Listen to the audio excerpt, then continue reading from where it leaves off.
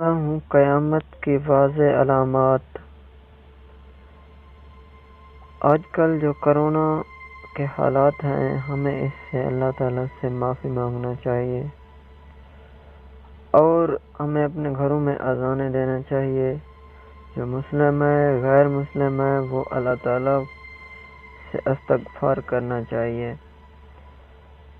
قیامت کی واضح علامات میں آپ لوگوں سے شیئر کرنا چاہتا ہوں۔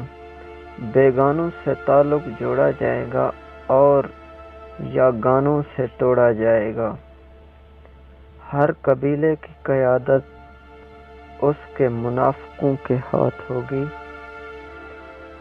اور ہر بازار کی قیادت اس کے بدکاروں کے ہاتھ میں ہوگی۔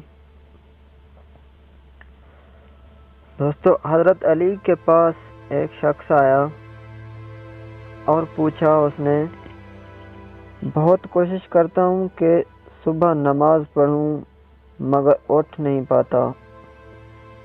حضرت علی علیہ السلام نے جواب دیا اسے، یہ نیند کی وجہ نہیں بلکہ تم جو سارا دن جو گناہ کرتے ہو وہ تمہارے گردن میں تھوک، ہاتھوں میں ہتھکڑی اور پاؤں میں بیڑیاں باندھ کر تمہیں اٹھنے نہیں دیتے۔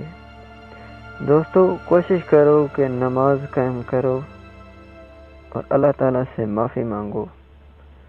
وہ بے شک بخشنے والا ہے، وہ ہمیں معاف کر دیتا ہے۔ اس سے پہلے کہ اللہ تعالیٰ معافی کے دروازے بند کر دے، ہمیں اللہ تعالیٰ سے استغفار کرنا چاہیے۔ وہ ایک شعر بھی ہے، آپ نے شاید کہیں سے سنا ہو، کہ تب کرے گا عبادت جب گناہ کرنے کی ہستی نہیں رہے گی۔